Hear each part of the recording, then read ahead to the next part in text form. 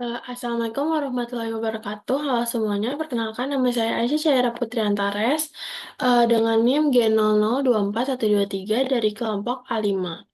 Di sini saya akan memaparkan laporan anatomi blok 2.3 sistem neuroendokrin. Seorang pria berusia 65 tahun bernama Tuan A dibawa ke instalasi gawat darurat oleh keluarganya karena mengalami kelemahan mendadak pada lengan dan tungkai kanan sejak 2 jam yang lalu.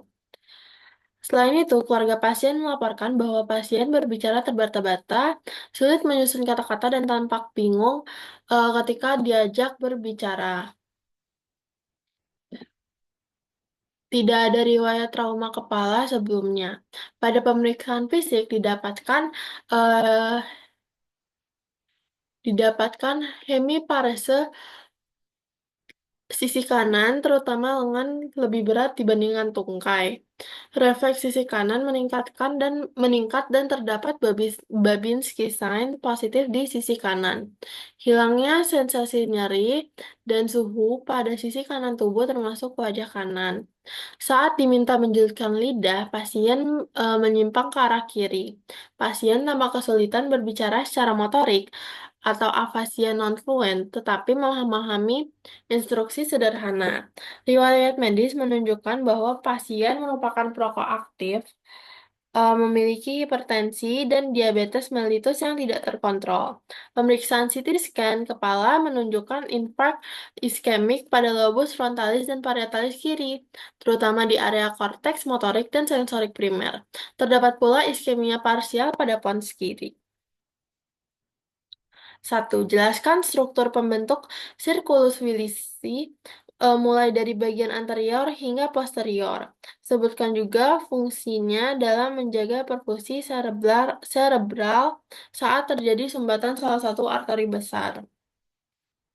Jadi, circulus arteriosus Willisi ini terdiri dari yang pertama arteri karotis interna. Di bagian anterior yang bercabang menjadi arteri cerebri anterior yang ini dan eh, arteri cerebri ini juga anterior dan arteri cerebri media yang ini. Lalu ada dua arteri vertebralis pada bagian posterior bersatu menjadi arteri basilaris, memvaskularisasi trunkus cerebri, kemudian bercabang menjadi arteri cerebri posterior. Dua arteri cerebri anterior dihubungkan oleh arteri communicans anterior. Arteri cerebri posterior dan arteri cerebri media dihubungkan oleh arteri communicans posterior. Fungsi utama dari Circulus arteriosus Willisi ini adalah menjaga perfusi cerebral cortex kolateral, yaitu memastikan suplai darah tetap tercukupi apabila terjadi sumbatan atau oklusi atau penurunan aliran darah pada salah satu arteri besar, seperti arteri karotis atau vertebralis. Bagaimana cara kerjanya? Jika terjadi sumbatan pada salah satu sisi, misalnya di arteri karotis interna kiri, darah masih bisa mengalir ke sisi tersebut dari sisi kanan melalui arteri komunikasi anterior atau dari sisi sirkulasi posterior melalui arteri komunikasi posterior. Sistem ini membantu menghindari infark otak dengan mendistribusikan aliran darah dari sisi yang tidak tersumbat ke sisi yang mengalami gangguan. Yang kedua, sebutkan dan jelaskan perbedaan antara traktus corticospinalis dan traktus spinothalamikus, meliputi fungsi utama, titik awal dan akhir, lokasi penyilangan atau dekusasio, dan letak relatif di medula spinalis. Untuk fungsi utama, kalau traktus corticospinalis itu dia untuk mengatur gerak motorik, volunteer atau sadar, terutama gerakan halus dan terkoordinasi otot rangka, terutama ekstremitas distal. Kalau traktus spinothalamikus, itu dia untuk menghantarkan rangsang sensorik berupa nyeri, suhu, sentuhan kasar, dan tekanan dari tubuh ke otak. Titik awal dan akhir. Kalau traktus Kortikospinalis titik awalnya itu di korteks cerebri, area motorik primer di gyrus presentralis. Lalu titik akhirnya itu di neuron motorik bawah di tanduk anterior medula spinalis. Kalau traktus spinothalamikus awalnya itu di reseptor sensorik perifer, neuron primer di ganglion spinalis dan sinaps di tanduk posterior medula spinalis. Lalu akhirnya itu ada di talamus, kemudian diteruskan ke korteks somatosensorik. Oke.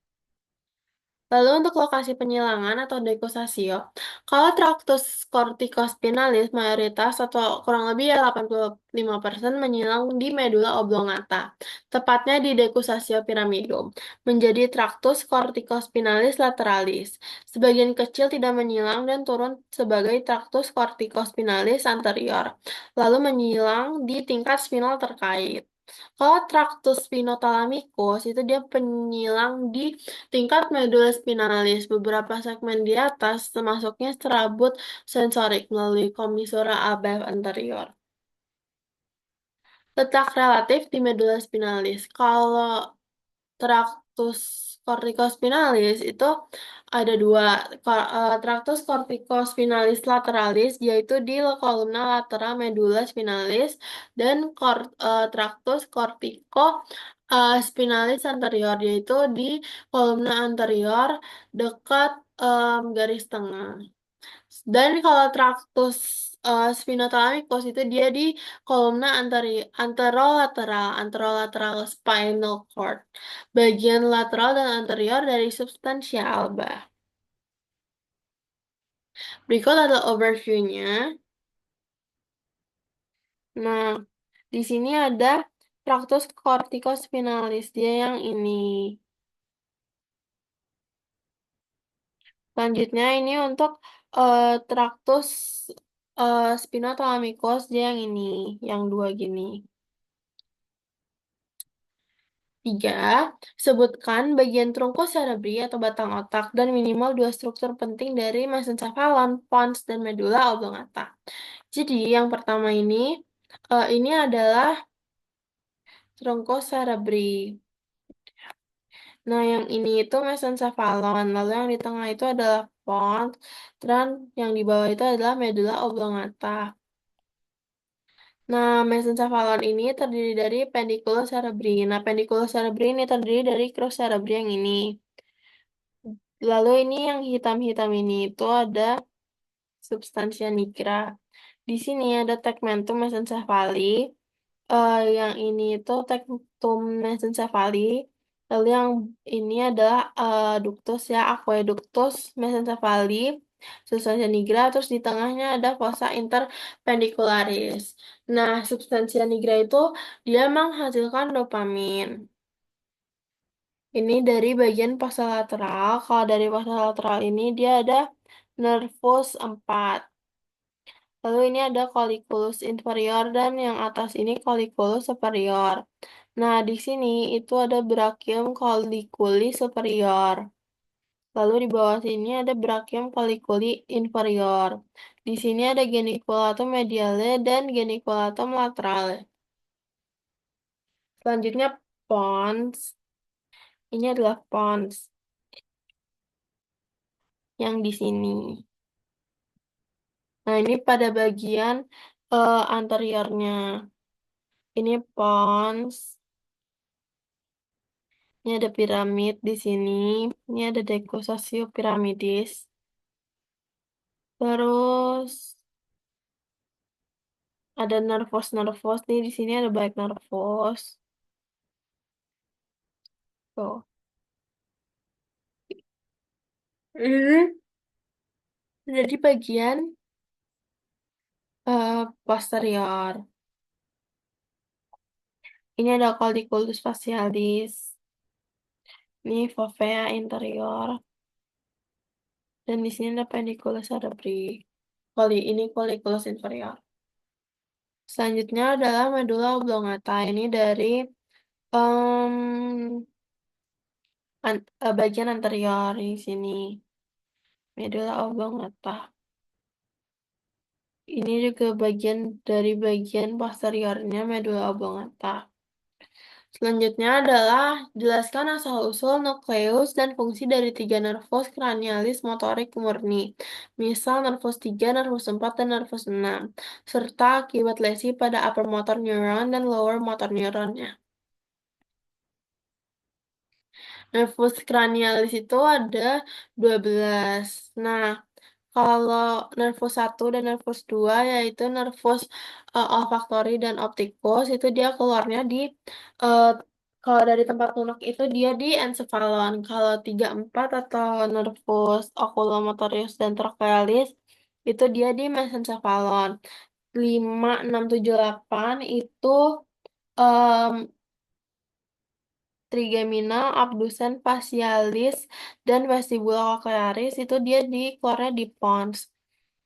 Terus nervus 9, 10, 11, 12 itu glossopharyngeus, vagus, accessorius, dan hypoglossus itu dia keluarnya di medula oblongata.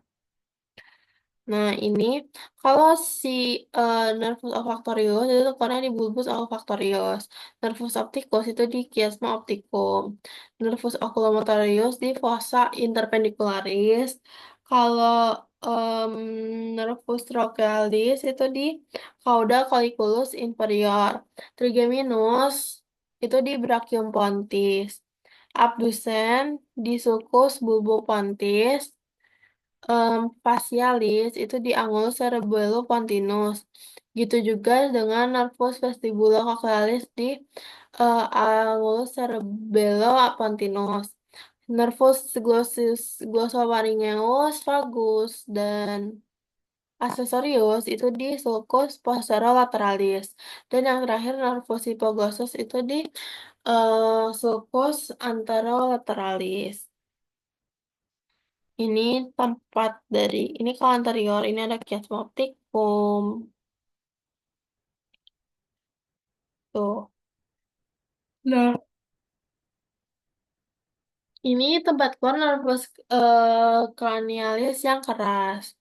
Jadi kalau nervus 1 itu di foramina cribosa yang di sini. Nervus 2 itu di canalis opticus. Nervus 3, 4, nervus 5, 1, dan nervus 6 itu di visura orbitalis superior. Nervus 52 itu di foramen rotundum. Nervus 53 itu di foramen ovale. Lalu em, nervus 7 dan nervus 8 itu di meatus acousticus internus. Nervus 9, 10, 11 itu di foramen jugulare. Dan yang terakhir nervus 12 itu di kanalis hipoglossi. Selanjutnya adalah nervus cranialis bersama dengan tempat keluarnya di cerebrum atau truncus encephalus dan basis cranii. Jadi kalau nervus olfactorius itu di cortex olfactorius medialis et lateralis, trigonum olfactoria. Lalu kalau foramina kalau di basis kraninya itu dia di foramina cribosa ossis ethmoidalis. Lalu nervus opticus itu dia di chiasma opticum dan foramen opticum canalis opticus. Oculomotor itu dia di sulcus oculomotorius pars medialis pedunculus cerebri dan visura orbitalis superior. Kalau trochlearis itu di cauda colliculus inferior dan di visura orbitalis superior. Kalau trigeminus itu di margo lateralis pons Faroli. Kalau nervus 51-nya itu di visura orbitalis superior, 52-nya di foramen rotundum, 53-nya di foramen ovale. Nervus 6 itu dia di sulcus bulbopontinus dan visura orbitalis superior.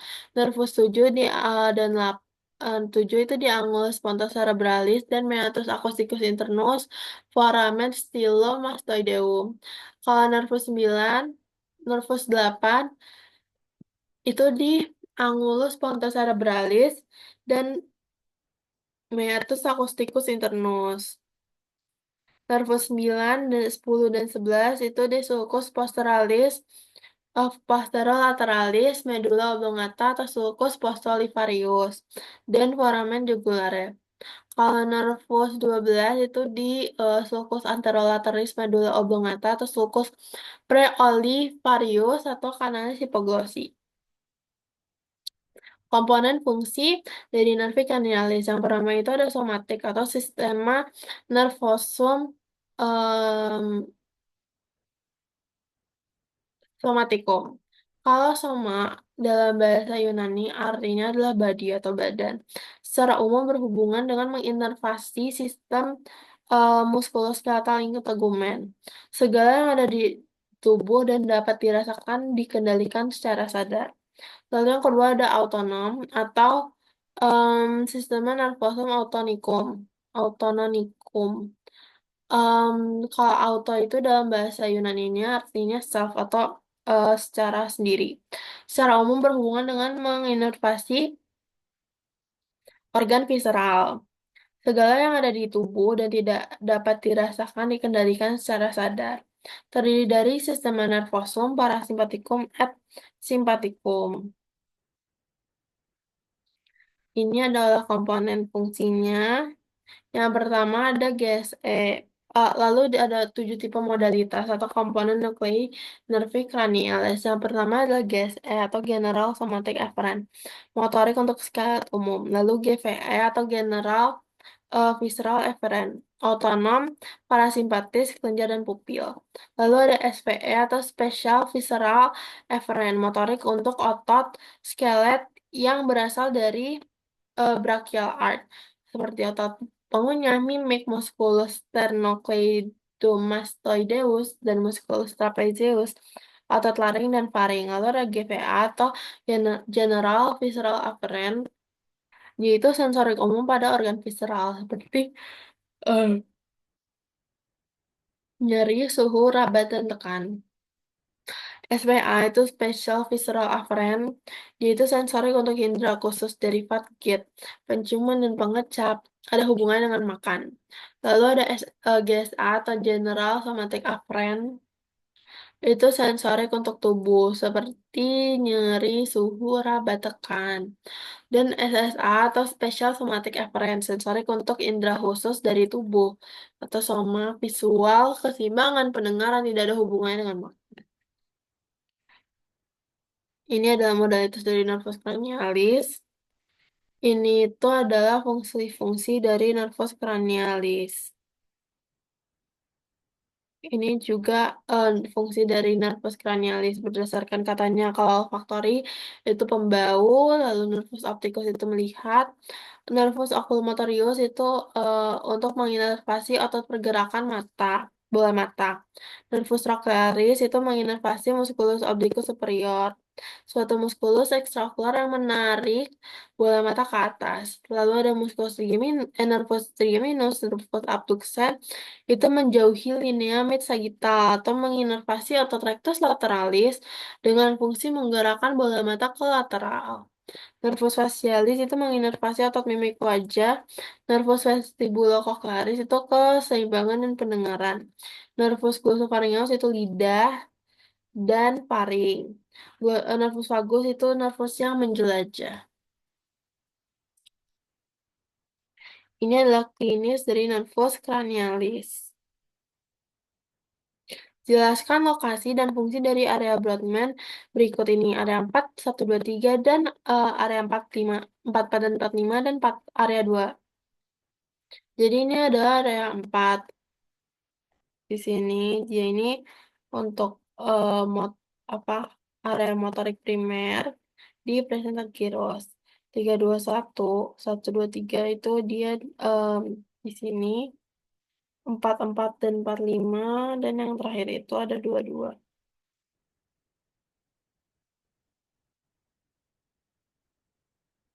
Jadi kalau 4 itu dia area motorik primer di gyrus precentralis.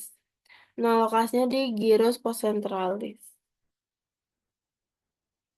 Nah, dia itu fungsinya untuk mengontrol gerakan motorik sadar. Lalu kalau 321 itu area sensorik primer di gyrus postsentralis, yaitu untuk memproses informasi sensorik dari tubuh seperti sentuhan, nyeri, tekanan, nyeri di suhu, dan propriosepsi. Kalau area 1 itu analisis detail tekstur, area 2 itu analisis ukuran dan bentuk, area 3 itu deteksi dasar sentuhan dan propriosepsi. Lalu 44 dan 45 itu dia area bicara motorik atau area Broca. Dia itu ada di lobus frontal inferior di hemisfer kiri pada mayoritas orang. Fungsinya untuk produksi dan koordinasi bicara. Lalu area auditori sekunder, yaitu di gyrus temporalis superior posterior di lobus temporalis, terutama di hemisfer kiri. Fungsinya untuk pemahaman bahasa dan bahasa lisan dan tulisan. Yang keenam, mengapa oklusi pada arteri cerebri medial lebih sering menyebabkan kelumpuhan pada wajah dan lengan dibandingkan tungkai? Jelaskan dengan mengaitkan distribusi vaskular dan homunculus motorik. Oklusi atau sumbatan pada arteri cerebri medial atau MCA sering menyebabkan kelumpuhan pada wajah dan lengan dibandingkan tungkai karena distribusi vaskular MCA yang mencakup area korteks motorik yang mengontrol bagian tubuh tersebut. Arteri cerebri medial merupakan cabang utama dari arteri karotis interna yang memasuki viscera sylvi dan menyuplai sebagian besar permukaan lateral hemisfer otak, termasuk gyrus presenteralis, bagian lateral yang mengontrol gerakan wajah dan lengan, dan gyrus postsentralis, korteks bagian lateral yang menerima sensasi dari wajah dan lengan. Homunculus motorik adalah representasi visual dari tubuh pada korteks motorik, di mana bagian lateral korteks mengontrol wajah dan lengan, sedangkan bagian medial korteks mengontrol tungkai dan kaki. Karena MCA menyuplai bagian lateral korteks, oklusi pada arteri ini cenderung menyebabkan defisit motorik dan sensorik pada wajah dan lengan dibandingkan tungkai. 7. Jelaskan mekanisme kompensasi vaskular yang terjadi jika terdapat oklusi pada arteri karotis interna kiri, dengan mengaitkan struktur sirkulus vilisi yang terlibat. Jika terjadi oklusi pada arteri karotis interna kiri, suplai darah ke sebagian besar hemisfer cerebri kiri terganggu, khususnya area yang disuplai oleh arteri cerebri media kiri dan arteri cerebri anterior kiri. Namun, tubuh dapat mencoba mengkompensasi gangguan ini melalui sistem anastomosis arteri di sirkulus vilisi. Mekanisme kompensasi vaskular melalui sirkulus vilisi. Yang pertama, aliran kompensasi dari sisi kanan, anterior ke anterior. Jadi, arteri karotis interna kanan tetap berfungsi dan menyuplai darah ke arteri cerebri anterior kanan atau ACA kanan melalui arteri komunikasi anterior atau AC-COM-A. Darah dari ACA kanan bisa menyilang ke ACA kiri, sehingga area medial lobus frontal dan parietal kiri pada wilayah ACA kiri tetap mendapat suplai darah. Ini disebut kompensasi anterior ke anterior melalui AC-COMA. Yang kedua, aliran kompensasi dari sistem posterior, dari posterior ke anterior. Supaya dari arteri vertebralis ke arteri basilaris ke arteri cerebri posterior kiri atau PCA kiri. Melalui arteri komunikans posterior kiri atau PCOM-A kiri, darah dari PCA kiri bisa mengalir ke bagian distal arteri karotis interna kiri. Ini bisa membantu menyuplai sebagian area yang seharusnya didukung oleh arteri cerebri media kiri atau MCA kiri. Ini disebut kompensasi posterior ke anterior melalui P, kiri. Struktur yang terlibat itu kalau dari struktur sirkulus vilisinya itu yang pertama ada arteri komunikans anterior. Dia ini menghubungkan ACA kanan dan kiri. Lalu ada arteri komunikans posterior, dia menghubungkan PCA kiri ke ICA kanan. Lalu ada arteri anterior kanan, dia ini sumber aliran darah dari sisi kanan. Dan ada arteri cerebri posterior kiri, dia ini sumber aliran darah dari sistem vertebrobasilar. Lalu yang terakhir ada arteri karotis internal kanan, dia ini jalur suplai darah yang masih aktif. Ini strukturnya. Sekian dari saya. Terima kasih banyak telah menonton video ini. Semoga video ini dapat menjadi manfaat bagi kita semua. Terima kasih.